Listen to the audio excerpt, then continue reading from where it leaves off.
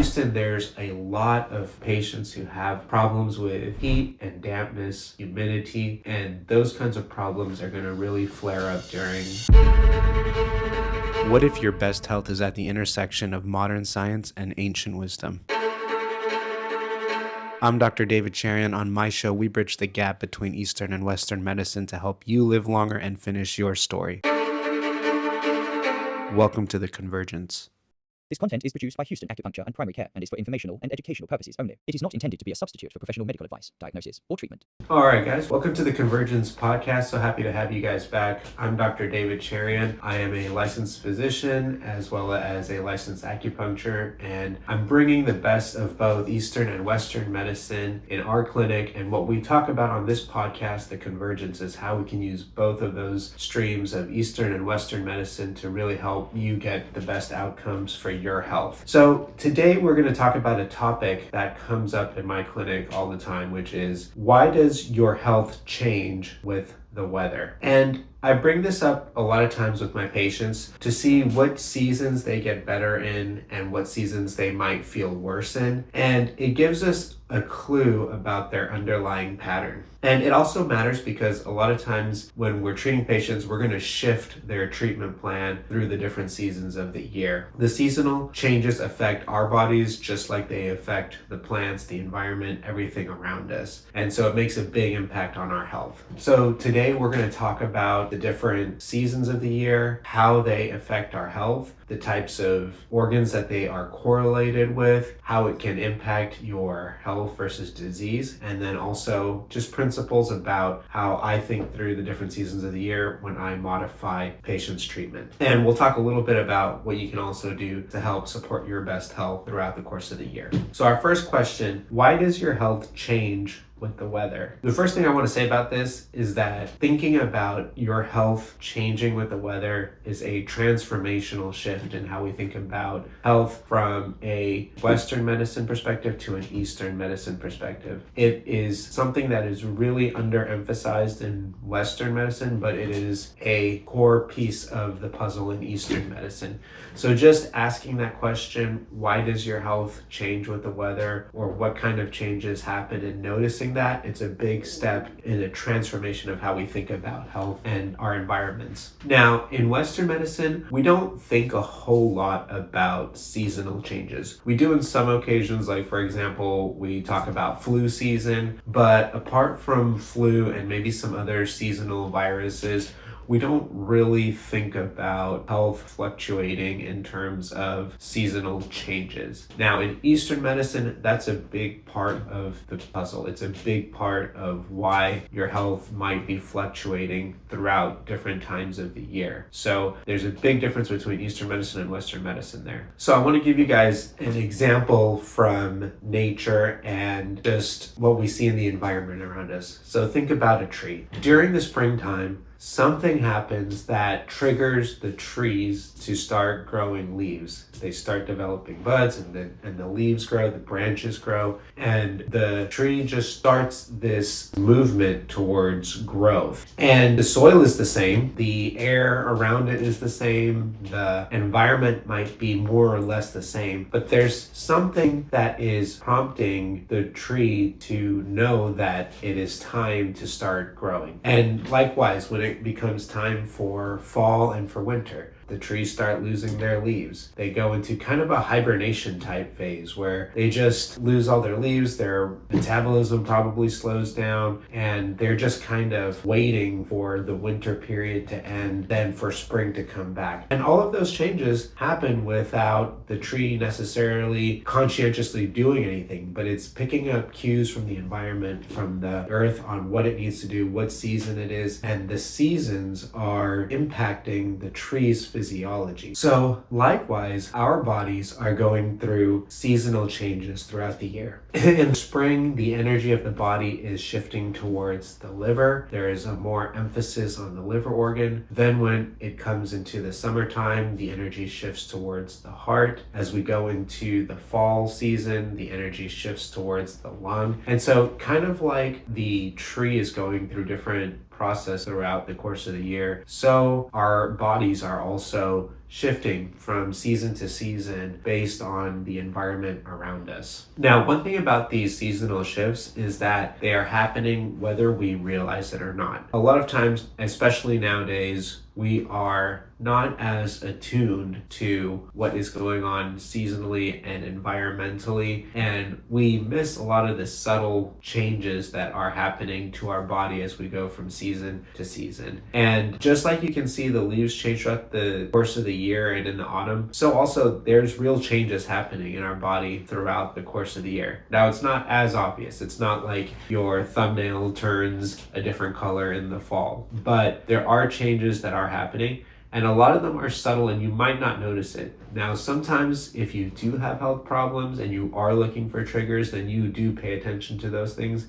And you might notice that your body feels a certain way, or something gets better or something gets worse during different times of the year. But for a lot of people, they don't quite notice, or they can't pinpoint necessarily seasonal changes, but there are seasonal changes that are happening all the time to all of us. The next question is, how do we categorize the seasons in Chinese medicine? So there's different frameworks for how the seasons are categorized in Chinese medicine. I think in the West, we're used to thinking of seasons as being the 4 seasons. There's winter, spring, summer, fall. In Chinese medicine, there's different frameworks, like I said, but probably one of the more common ones is the 5 season framework, which correlates with the 5 organs or 5 elements framework. And in the 5 seasons in Chinese medicine, we do have 4 of them are similar: winter, spring, summer, and then there's an additional late summer and then fall. So you have one additional season called late summer that is part of the 5 season framework in Chinese medicine. So let's go through each of these seasons in Chinese medicine. The first would be spring. And spring in Chinese medicine is associated with the liver channel. And in the 5 elements, that corresponds to wood. And the liver channel and wood is a time of new growth, of rising energy, of new birth. It's a time of upward expansion, just kind of like you can think of like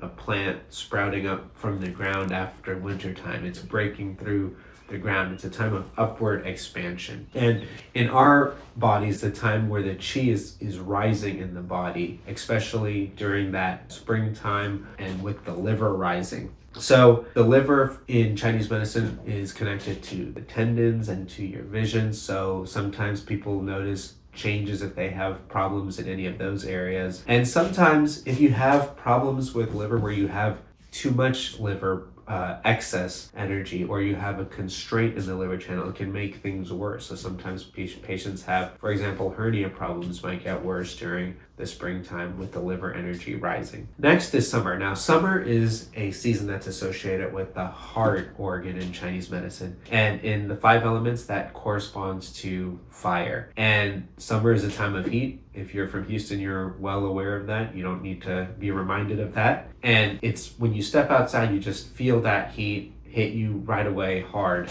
And heat is a time of also expansion. So it's kind of building on the liver wood energy and the spring energy. And it's a time of heat and expansion, kind of in contrast to the cold of the winter time. And the heart governs circulation, it governs our emotion, especially joy, and it also governs the sweating in the body. So in summer, everything is just opening, it's dispersing, it's warming, it's getting more circulation. Now, after summer in Chinese medicine comes what's known as late summer. And like I said, we don't have this season in our Western view of thinking. But late summer is associated with the spleen. And it's kind of that time period after the peak heat happens, but you still have hot days, and actually humidity is kind of also rising during that time too. So you have these late summer days that are just really hot, really humid, and that's associated with the spleen. And it's associated with dampness. So a lot of damp diseases can get worse during this late summer phase, especially damp heat type problems. Then we move on to the autumn period, and autumn is associated with the lungs in the 5 elements, and the lung is associated with metal. So metal is dry. Autumn is a time period of the humidity starting to dry out. If you live in Houston, you still feel like it's extremely humid, but relatively it's beginning to decrease. You're going to feel some of the dampness and the humidity go down, and the lung is going to be more active during the autumn time. And depending on how your lung is functioning, it can make things better or it can make things worse, depending on your particular constitution. And then finally, we get to winter time. And winter is associated with the kidneys and with the water element. And kidneys are specifically associated with winter, and it's associated with kind of a contraction period. In the wintertime, things are contracting, it's getting colder, it's moving inward, it's trying to conserve energy during the cold times of the year. And that's kind of what the kidneys are doing at the same time. They're one of the deepest levels in the body in Chinese medicine.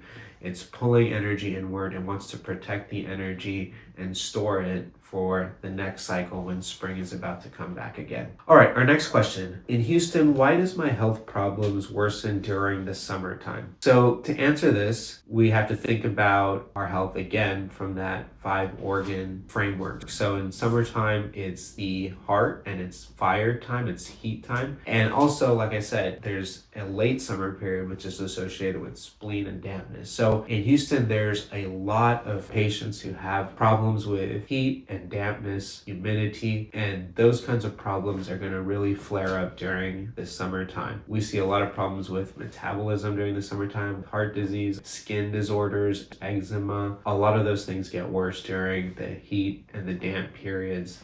A lot of infections happen more in the summertime. And so that's happening because of that seasonal change shifting towards the heart, the spleen, the dampness, and the fire. All right, our next question. Can seasonal changes affect emotional patterns? So you might have experienced this yourself, but you might notice that during certain seasons of the year, like winter, or certain stretches of the year when there's a lot of cloudiness or not much sunlight, you notice that your mood might go up or down. And a lot of people tend to feel more sadness or more depression when it's wintertime or when there's not as much sunlight. And this is actually completely expected in Chinese medicine to a certain degree. The sunlight and the warmth help support our yang energy, our positive energy. And when there's less of that, if you, in your own body's health and constitution, are already deficient in it, when it drops in the environment, it suddenly can affect your emotions, your mental health, and affect how you're feeling.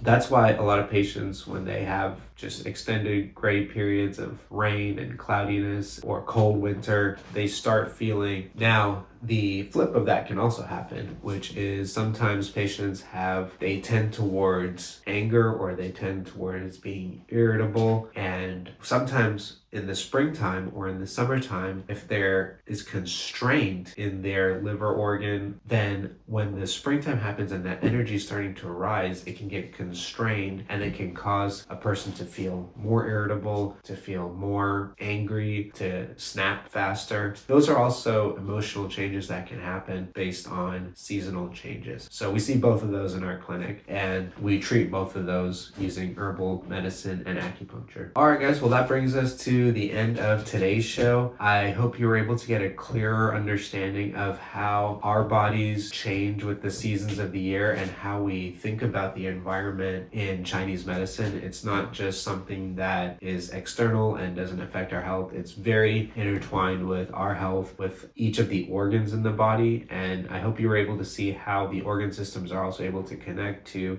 the different seasons of the year, and how, as a doctor, I have to think through adjusting the treatment protocol as we go through seasonal changes. And sometimes even during epidemics, we have to make other types of changes as well. So there's a lot that goes on in the background into how we adjust a patient's treatment throughout the course of the year, throughout their course of the treatment. And it includes also seasonal changes, environmental changes as well. So if you like this, please like and subscribe to our show. It really helps to have those likes and subscribes. And if you want more information on what we do, you can reach out to us at office@houstonacupuncture.com. You can visit our website at houstonacupuncture.com, and we'll see you next time.